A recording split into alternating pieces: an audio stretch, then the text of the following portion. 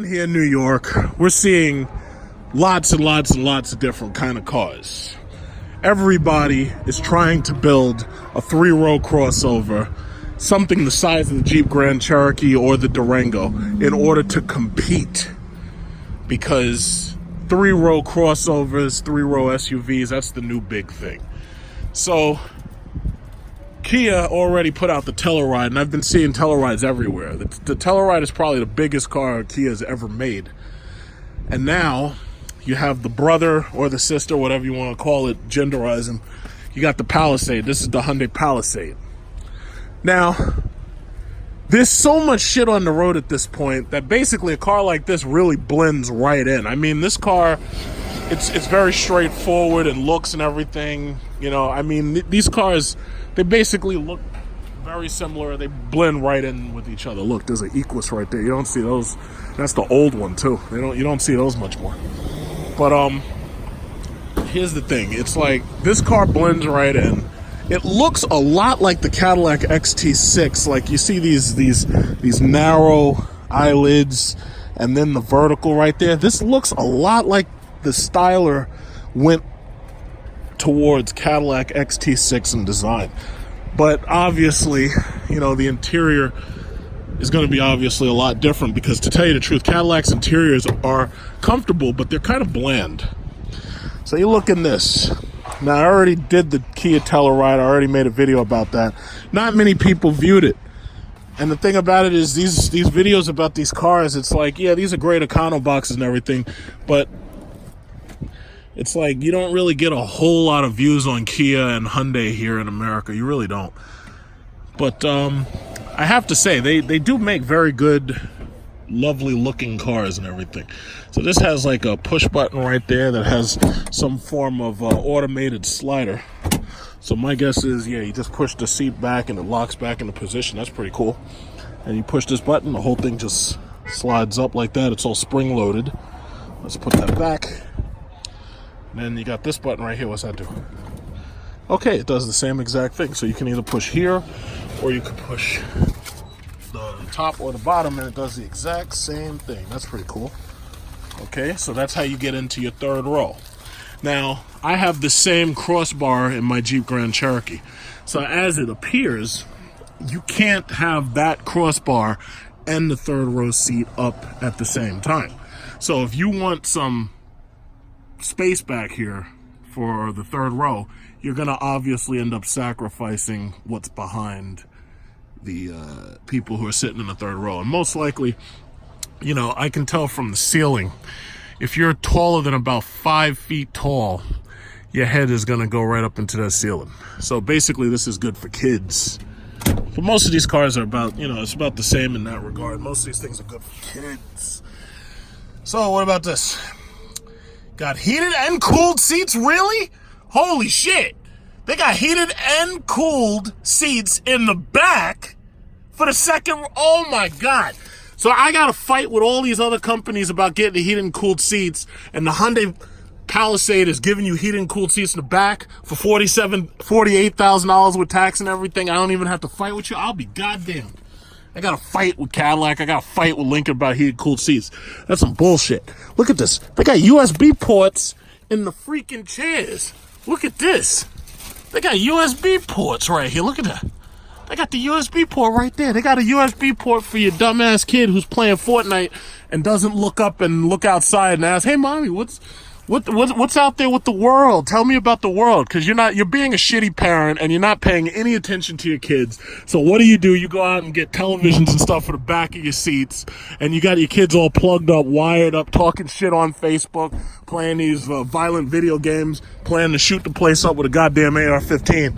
And then you wonder, how did it all go wrong? Because your shitty parenting skills. So anyway, look at this. Heated and cooled seats. My God, I can't believe it. Okay, let's get this. Power this damn thing back. Look at this. These are some nice cushioning. Look at this shit. Look at that. What? Oh, snap. They got powered waterfall cushions for your thighs. Oh my goodness. Look at that. They got powered waterfall cushions for the thighs. That is nice. Look at that. I like that. Wow. You know, see, that's the thing. It's like with these American car makers, and especially Mercedes-Benz and BMW and Audi, you got to fight them just to get decent equipment. It's like they act like just because their shit says Audi on the back, or they act like just because the shit says Mercedes on the back, they act like, well, you're lucky just to be able to be driving one, so we don't have to give you shit unless you buy a premium 2 package. At which point, I take my money over to Jeep. And I'll be like, wait a minute, wait. Just because your car says Audi or Mercedes or BMW, that doesn't mean I'm lucky to be driving it. You need to give me more. So, I have to say, this is really nice. Like, if you look, it's got this quilted leather look. But see, you know, after being in South Korea last year, I can understand the reason why Hyundai has gone all out and Kia has gone all out in the development of their cars. It's because these cars are flagships for South Korea. I mean, these cars are carrying... It says push. Oh, shit! Oh, shit! Look at that! USB! Look at that! You got another USB port. So these cars are... Oh, shit! You got another USB! You can charge your phone. Oh, shit, look at this. 180 watts in this bitch. Look at that. That's pretty cool. Wow, that is so nice. Yeah, look at that. I mean, if you spend any time in South Korea, all you see is Kias and Hyundais because, you know, that's the country that basically makes them. But it's like the opulence of these vehicles. You know me, if you pay attention to all the stuff, I talk a lot of shit. But Hyundai and Kia, at this point, I give them far more, how should I say, accolades than I give to, like, Acura and Infiniti. Like, recently, when I was car shopping with the British lady, as you saw, I tested just about everything. I rode the Infiniti 50, the QX60, the XT5, which she eventually got, the XT4. Like, I basically tested every single car I could possibly test. And let me tell you something. Hyundai and Kia had literally the best offerings. They really did. They had, like, the best offerings as far as cars go. But the only thing about it was the reason why she didn't go with the Kia Telluride was the fact that the Kia Telluride was it didn't have a great lease on it because it was brand new. So let's start this bitch up. Okay, so started it up, and let's see what it feels like. Okay, so we got the auto. Let's turn on this AC. Let's get that shit up, man. It's freaking hot outside. It's like 90 degrees outside. Fuel is fuel is low. Would you like to search for a gas station? Well, no, I would not. So this is the map screen. Let's see the map screen. Okay, it's not a pinch and touch map screen. This is like that old technology where, let me turn this down because otherwise you won't be able to hear me. So this is the old mapping technology where you can't, like, you know, rotate it and multi-touch. It doesn't have like Apple's multi-touch. If this thing does have Apple CarPlay, I'm pretty sure that it'll probably be actually easier to use, because I actually had a chance to use Apple CarPlay when I went to that Crab Fest, and I drove back here, and I used it over, what was it, like 200 miles worth of driving. It was very easy to use. The only thing I didn't like was it didn't have a negative and a plus so that I could zoom in and out of the map, but I guess they figured you didn't need that because all they figured you need to see is what's, you know, like, you know, a quarter mile ahead of you, so I guess they figured you just didn't need it. So, let's look at the technology. Basically, all this technology is exactly what I had in my Genesis. You know, it's really not terribly different. Let's see. Do they have heated and cooled seats for the front? Because I would imagine they would, considering the fact they got heated and cooled seats in the back. I just find that, like, absolutely amazing that they've got heated and cooled seats in the back. They got vents right here for your kids so they don't get too hot. Or you could turn it around. You could blow it on the back of your neck. I like that. You can blow the air right there on the back of your neck. So those are the lights right there. So I got the LEDs. Okay, so the key. Oh, there it is. I'm up here staring it right in the face. Brilliantly. See, this is one thing that I never liked about the Jeep Grand Cherokee, and I hope they're going to fix this in the next refresh of the Jeep Grand Cherokee when they redo that car for 2020. When you get into a car, let's say it's winter. You want to start your heated seats. You want to throw that heated seat right on, right? You want to start as soon as you get in the car. You don't want to have to go through the touch screen to do all that, right? When you have hardened buttons to do that, it makes it so much simpler. Now, to tell you the truth, I would have preferred it if they had put this maybe a little bit more towards the center, and then they put the driver's controls over here. But what they did was, obviously to save money, what they did was they made a single control unit right here, where all I got to do to hit my heated cool seat is just pop, boom, right there. Now, if I want to heat the driver's seat, I go boom, right there, and that's it. And that's it. That's it. And that's it. So as soon as you get in the car, and as soon as I did that, I could feel the fan, I could feel the air blowing up the back of my ass. And that's how it's supposed to be. Heated, cooled seats for everybody. There should be a law that you get heated and cooled seats in these cars. I mean, for these cars not to have heated and cooled seats, there should be heated and cooled seats in everything.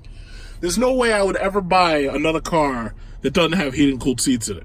Because when I'm sitting in traffic, I need my ass to be as cool as possible. And that's just where it is, you know? And the Audi, hell with Audi. Oh, yeah, well, do you know how, well, those packages are going to be so much. It's like, yeah, well, you can keep this piece of shit car. Uh-oh, what kind of plane is that? It's the A380? Is that an A380? Yes, it is. Where's that coming from? I can't see his tail too well. I thought that might be an Emirates.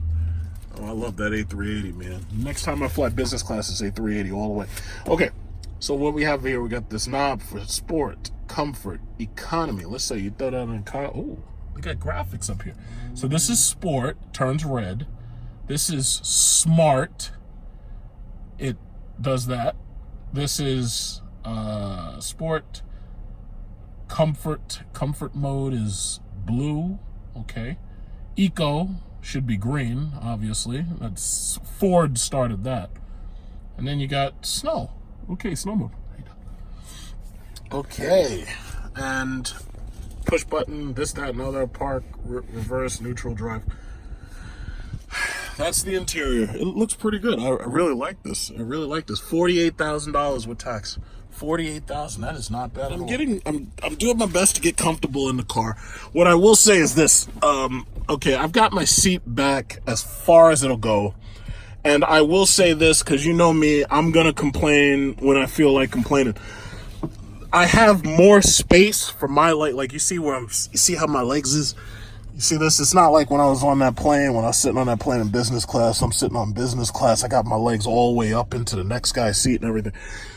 I have way more space in the Cadillac XT6, and I have even more driving space in the Cadillac XT5. I have moved my seat back as far as I could possibly move my seat back. And unless I can't sit straight up in this thing.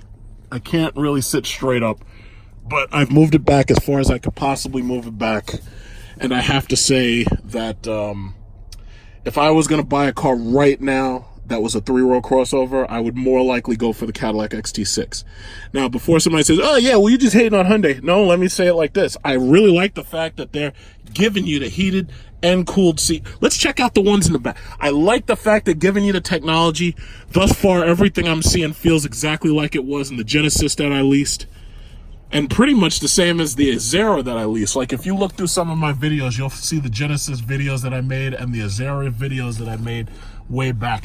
I have to say, this thing feels comfortable. I mean, I like the seats. I like the padding. The padding's nice. This cheap metal, I don't even know if that's really metal, but this trim right here I don't like that much.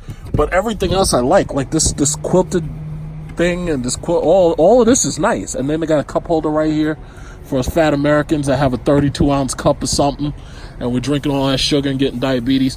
I like all that. Let me go to the back. I really like this. And the buttons make it really easy to do everything. I like that. I have to say, I really like this. The problem is I wouldn't be comfortable driving this car for a very long period of time. You got the park button right there, reverse button right there, neutral. So, yeah, all of that I like. But let's see what it's like to try to sit behind me. Because the problem is, I've got my seat as far back as I could possibly have it. And meanwhile, if you were trying to sit behind me, your legs is pinched a little. You see? So what I'm going to do is I'm going to go over to the other side, get in the back of that. Let's take a look at the lights. Oh, it's got some smoking tailpipes. Too bad you don't have an engine worth of fuck. Not like my Jeep SRT. I'll race the shit out of you. So anyway, let's look at the front. Okay, got some nice lighting. Very, very nice lighting. Now let people know you're on your way. Okay. It's like, yeah, man, I bought a Hyundai. I wasn't gonna buy one of those shitty Acuras. I needed something bigger for my family. Okay. Look at this. Okay, so once again, I moved this seat back so that I could get comfortable. So that's me. This is how I sit.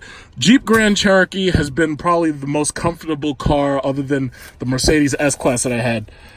The Jeep Grand Cherokee and the Mercedes S-Class for me have been the most comfortable cars because they made absolutely no compromises with headroom and they made absolutely no compromises with seat comfort at all. I haven't even touched the seat. Now you can see the disparity between how far the seat. Now granted, the average person is not fucking 6'6", and they're not sitting anywhere near as far back as I'm sitting. I can understand that. Wait, let's hit that. Cool, baby. Yeah. 48,000 cooled seats all around for everybody. What do you got to say about that? Heated seats on that side. Yeah, I'm going to heat his seat up. Oh, no. In fact, let's cool that seat. Let's cool it. And as soon as I turned it on, you could hear the fan.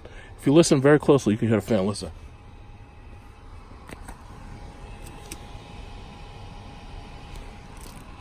You hear this one? So we got heated and cooled seats for the first two passengers. Mercedes, BMW, Audi, those bastards want you to pay like $5,000 and $10,000 more to get heated and cooled seats for just the first row. Their premium 2-package is bullshit. For just the first row, I got the first and the second row, $48,000, heated and cooled seats, ride all you want, cool your ass, heat your ass, and you got the heated steering wheel. I don't need no extra packages for that. You know why? Because it's standard. All of that shit should be standard. And as for the Jeep Grand Cherokee, I'd really appreciate it if for 2020, when they redesign the Jeep Grand Cherokee, I'd really appreciate it if you put the heated and cooled seat button on the door, and same for the passenger, kind of like Mercedes does it, because I really like it when it's like that. I don't like it as much when, you know, you got to go to the center console. Now, I'm not saying you can't do that. You know, I'll like it either way, but my thing is, you know, if you put it on the door like Mercedes does it just looks nicer, you know, because you see the set 1 and set 2 buttons. Now, you see those buttons right there, set 1 and set 2? Let me talk about that for a second. In my Jeep Grand Cherokee, those buttons are next to my fucking knee. And depending upon how you're sitting in the car, if the buttons are down here, guess what's going to happen? You're going to accidentally push them. You know why? Because it depends how you're sitting. It depends how large you are. But I thought BMW would have learned that with the 7 Series, and I thought other people will learn from the 7 Series. When the 745 first came out, the buttons were here. Now, the average person who's buying one of them cars is fat. So why the fuck would you put the buttons next to the goddamn love handle? That's just stupid. Put the buttons higher up, away from the body, like the belt line. Put them away from the belt line, or put them in the center console. If you can't do, I mean, how many buttons do you really have for the doors? You got the lock button, you got the windows, you got the set 1, set 2 for the memory seats, and heated and cooled seats. It's not really that many buttons. Don't put buttons near the fucking belt line, so this way people don't lay on them and the seat starts readjusting itself while I'm driving at 50 or 60 miles per hour. You're supposed to know shit like that. Why does I gotta tell you how to build a car? You designers are supposed to know this stuff. And then you wonder how Anton Yelchin can get killed driving his Jeep because the shit wasn't in neutral, ran his ass over. It's like, if you would do it better, stuff like that wouldn't happen. Let's see, you put auto right here. Uh-oh. Turn up. Oh, oh, look at that. Look at that air. Holy snap, look at this. Oh, wait. I forgot about something. Let me turn down the air because you're probably not going to be able to hear me. Oh, snap. You got the temperature down. What about this rear sunshade? How do you do the rear sunshade? Where's that? Where's the rear sunshade? Now, I see they got view cameras. Where's the rear sunshade? Would it be up here? I don't know. Where is it? I would imagine I'll pull this, but that doesn't, nope. No, I don't want to open that one. See, it's sad because this doesn't have a full panoramic. It's got this glass right here. Now I'm trying to figure out how to open that damn thing. And I'm going to figure it out. I don't want anybody to tell me how to do it. I'm going to figure it out myself. So how do you do that? I'd have to imagine that button would be somewhere. And it's funny because I'm probably staring at it. Oh, there it is. It is right there. Open. Okay. Look at that. Yeah. Now, you'd think that if you're sitting in the rear that they would have given you a second button right here so that the people in the rear would be able to open and close the rear sunshade. You'd think they would have done that. They didn't do that. The design team fell asleep when they got finished making the front of the car too small. So this is the interior of the new. Oh, they got USB ports back here. Look at this shit. They got USB for all these dumbass kids sitting there playing Fortnite. They got USB for everybody. The seats also, look at this. The seats recline. Now, oh, look at that. It's like being on an airplane. The seats recline. Look at that. That's nice.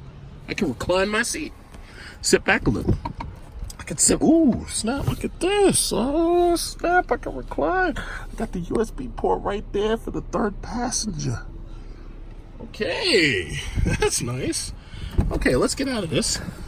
Let's get out. Let's check out the third row. Can we get back in the third row? I don't know. Let's find out.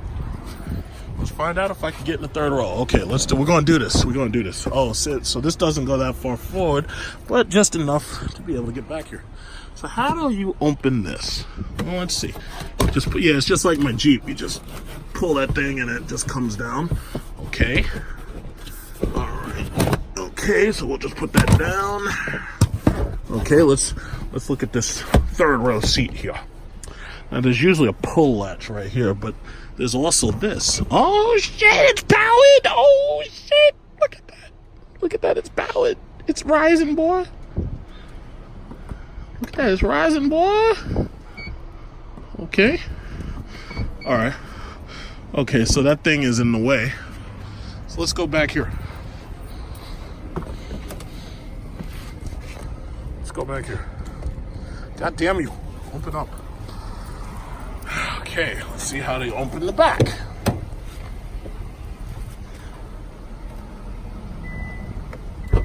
Pop. Now you saw me push the button and nothing happened. You saw that shit. Okay. All right.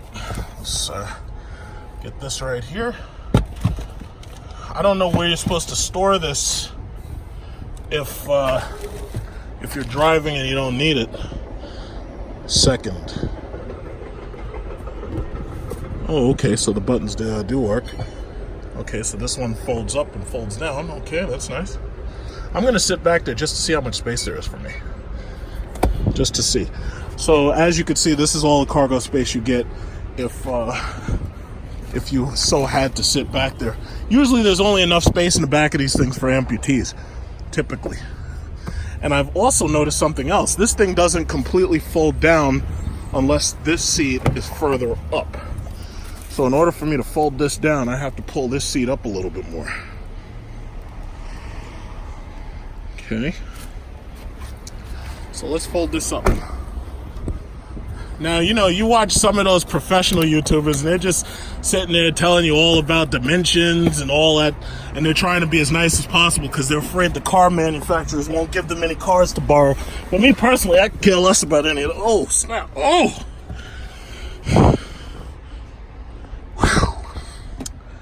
Uh-oh, no, you stay right where you are. I don't want you clicking off my leg. Okay, I can sit in here, and my head's not really touching the thing. It's not that bad, right? It's pretty bad, but it's not that bad, right? Yeah, it's not too bad. Okay, it's not too bad. I think I could do this for about 10 minutes. I could sit in that second seat a little bit better, though, but, so, 2 cup holders. You got the 2 cup holders right here. That's not bad, not bad. Okay, so basically, that is the brand new Hyundai Palisade interior review. All right, so as far as the engine, these things, they got some decent pickup, but, they ain't no Jeep SRT, because I'd be racing the hell out of people. There was a guy in a Durango who had a Durango RT. Oh, shit. Damn, I'm fucking falling to the floor. Let me try to get out of here. There was a guy at a Durango SRT who was trying to race me. He's trying to race me. I dropped some quarters. Dude in a Durango SRT was trying to race me. He realized real quick that shit wasn't happening. I made him realize real quick that shit wasn't happening. He's up there trying to race me. That was a little while ago too. That just happened. Okay, power tailgate height adjustment. For your convenience, the height of the tailgate is adjustable. To set the desired height, perform the following steps. Open the tailgate, then manually move it to the desired height. Press and hold the button located on the tailgate for 3 seconds. The system will beep. Okay. So let's say if I put it right there, push and hold the button for 3 seconds. Okay, so now if I close it, it should close. But if I open it again, it should open only to the height that I set it. All right, let's see if that shit worked. Come on. You don't like opening when I push the button, do you? God damn it, I gotta go back. I think there's something wrong with that button. All right, let's go over here. You're watching this as I'm watching it. I don't know jack about this car until I showed it to you. Okay, push the button. And okay, I think, yeah, it held the height that I wanted it to hold. That's great. So if I put it back up all the way, I can make it hold its maximum height. See, there's a reason why I do my videos the way I do them. It's like, I want you to see this car the same way I see it. I don't want any pre-recorded scripts and none of that stuff that takes time and stuff to do. It's like, I ain't doing none of that. Uh-oh, there's my key. Let me get my key. Drop my key. Oh, that's not my key. My key is in my pocket. Never mind. I thought that was my lanyard. So basically, that's it right there. Are you looking for a Hyundai Palisade? Well, come on down. We got Hyundai Palisades for you. Let's close this thing up. Looks good. It's a good-looking car. I mean, see, here's the thing. Unless you're driving around in a very, very noticeable sports SUV, all of these other cars are econo boxes. Every last goddamn one of them. So basically, when you buy a car like this, you're basically saying, I'd rather die than be forced to drive a minivan. And it's sad because the Chrysler Pacifica, as nice as a minivan it is, people don't want minivans because they're too effeminate. People want that toxic masculinity where they're driving around in a vehicle that's bigger than your vehicle, faster than your vehicle, and is physically imposing on the road. Nobody will admit it, but that's just what it is. And most people just won't admit it. It's like, if people would be honest about toxic masculinity, then, you know, maybe we could actually get somewhere. But for right now, nobody's honest about it. And until they're honest about it, nothing changes.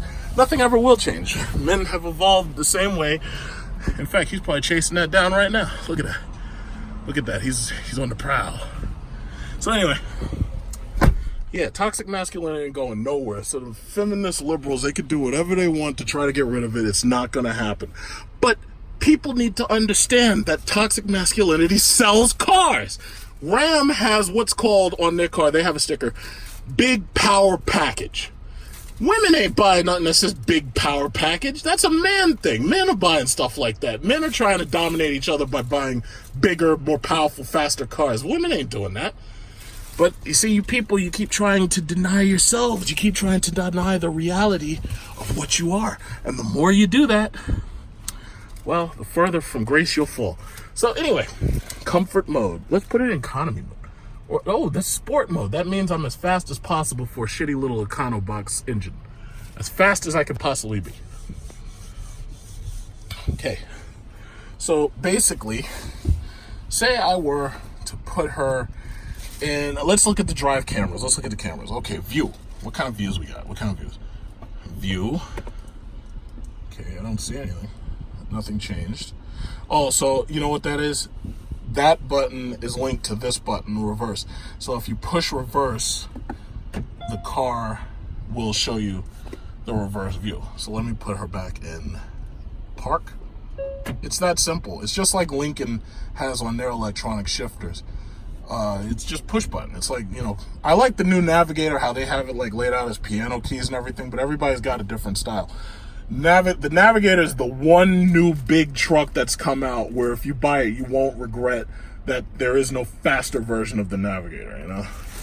So anyway, let's look at these menu views. What we got? We got setup, And unfortunately, I can't demonstrate the radio for you because if I do that, I'm going to end up with a copyright flag, and that'll make it so I have to basically delete the whole video. So obviously, I can't do that. That's one of these YouTube things they got to deal with sooner or later. Media, radio, everything is very simple. It's very easy to get to. Fortunately, if you don't feel like going through all of this down here, you can always just touch here, and you've got touch screens and this, that, and other, and touch screens make everything easier too. So that makes it so much easier. You don't have to go through all this nonsense. So basically, everything is here that you could possibly need. You got the heated, cooled seats up front, heated, cooled seats in back. You got 3 rows back there. You got USB ports for everybody. You got USB ports right here in the chair. That's beautiful. I mean, you got the multi-zone climate control. You got all this climate everywhere. Climate's controlled everywhere. That's beautiful. I mean, they did a good job making this. And I know this car is going to sell pretty well because at $48,000, this is right there with the Jeep Grand Cherokee. I think the Overland Summit. I don't think you even get as much out of the Overland at that price at $50,000 as you get out of this. I actually think you get more out of this. My issue is I wouldn't be comfortable driving this for a very long period of time because of the wall right here where my knee is. And I feel like the way I'm sitting in here, I feel like I'm sitting a little bit awkwardly. But it's a big car. The average person is going to get in this thing and they're going to think this thing is gigantic. But for me, again, the Cadillac XT6, if I needed a 3-row crossover, if I absolutely needed a 3-row crossover, a 3-row SUV, if I needed something that big right now, the only 2 choices at this point that I think I'd absolutely have to go for is the Cadillac XT6 or the Dodge Durango. And the only reason, again, why I wouldn't go for this car is because for me, it's a little bit uncomfortable having to sit the way that this is set. See, one thing Dodge always understood is what they do is they put the seat tracks as far back as they could possibly fit them. So that this way, they put it so far back that literally you're in the first row, but you're damn near sitting in the second row. In order to make way for these 3 rows, it feels like they didn't put the first row as far back as they could have put it because they had to make space for this one to fold down. My thing is, when you get in a Dodge Durango or the Cadillac XT6, it feels bigger. Even if it's not necessarily bigger in dimension, the way everything comes together, it just feels like it's bigger. I don't know, maybe it's the thickness of the seats or something like that, or maybe it's the seat track, how it's laid out. Whatever it is, for me, I'd be more comfortable in either the XT6 or the Durango. But I have to say, Hyundai has done a stand-up job building this thing. It feels great. It feels really, really great. And it looks really good, and it feels really great. Like, they have put some serious work into these things, and it looks good. And that's good, So, I mean, there's not, basically, there's not like so many engine options or whatever that you'd be able to say, oh yeah, well, you could just buy the sport version and you got like 500 or 900 horsepower. There is no Trackhawk version of this. There is no Trackhawk. There is this, and this is it. So this engine is what you get, and basically, that's that. So you get the technology, you get all of the amenities that you want. You got the heated, cooled seats and this, that, and other. The one thing they are missing is massage seats. Cadillac has all of that in the XT4, and I'm waiting to see that end up in the XT5 or the XT6 when they redesign it. But it comes together really, really nice. It looks like they tried to build. It really looks like they made something in the design of how a BMW would look. Because it's like, even with these touchscreens, some people are like, oh yeah, well, I hate the way these touchscreens look now. It looks like they just glued it on. The reason why these touchscreens are designed this way now is mostly because there's a law that says they have to be a certain height for eye level when you're driving. I'd really like to test the Hyundai Palisade on the road for a long distance, probably like 40 or 50 miles. But suffice to say this. The Hyundai Palisade is a very nicely made car. It's definitely probably the best car Hyundai has ever made. Same goes for the Kia Telluride, which more and more people are buying and figuring out. There are 3 main trims, the SE all-wheel drive, and the Select. They basically cost $31,000 up to about 33,000 respectively. But when you want to get one as optioned out as what you're seeing me driving right here, well, you're absolutely gonna have to spend top dollar to about $48,000. And right now, because the Hyundai Palisades are so new, they're actually selling them above sticker, believe it or not. Most people wouldn't pay above sticker for one of these cars. So here you go. You got a V6 engine, and it's pretty peppy, it's pretty powerful, and that's, it's a 3.8 liter V6. It's the same one Hyundai's been using. 291 horsepower, 262 pound-feet of torque. It's a pretty powerful car. But, most people, if you want something more powerful, you're going to have to definitely go to another company that still gives V8s, like Grand Cherokee. The Jeep Grand Cherokee will give you a V8 or V6 if that's what you want. And I think the next generation is going to give you turbocharged 4 cylinders or possibly a turbocharged diesel. But it's a very comfortable car. It's a very spacious car. Front-wheel drive is standard. All-wheel drive is optional. And once you put all the options in, you're basically looking at about $50,000. As I know with my history with Hyundai, there will be pretty good lease specials. You'll probably be able to walk out of the door with these things for between $300 and $500. Pretty comfortable. I like it. It's really nice. It's really, really nice. I have to say, and you know me, because if you watch my videos, I've made a lot of Hyundai videos. And you know that I respect Hyundai way more than I respect like Infiniti from trying to make you pay top dollar for nothing. And way more than I respect Acura for just being boring. So I have to say Hyundai is making some big moves, and I really hope that Hyundai continues to, steal more American market share away from the Japanese.